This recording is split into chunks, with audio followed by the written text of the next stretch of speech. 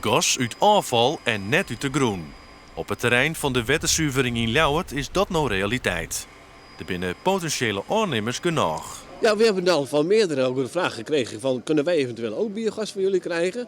Dus er is voldoende vraag. En ik denk dat we ook nu in een gebied zitten van de Potmarge, waar zoveel bedrijven zitten, scholen zitten, die misschien ook daar belangstelling voor hebben.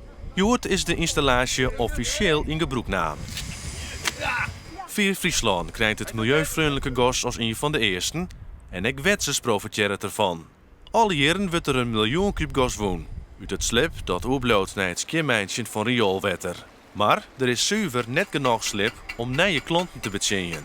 Ja, dan zouden we echt meer moeten halen, want we zitten nu echt aan de maximumcapaciteit van het slip wat we hier zo krijgen. De gaskraan verder iepen helpt dus net.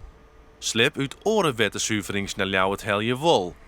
Maar dat transport maakt het gas minder milieuvriendelijk. Begint tak om hier wat het besluit vallen. Een van de belangrijkste afwegingen die we daarin hebben, dat we ook echt gaan kijken van wat kunnen we nog meer met het slip. Een voorbeeld is onder andere om bioplastics te maken van de slipbacteriën. Maar we willen ook heel graag het fosfaat als grondstof uit ons slip gaan halen.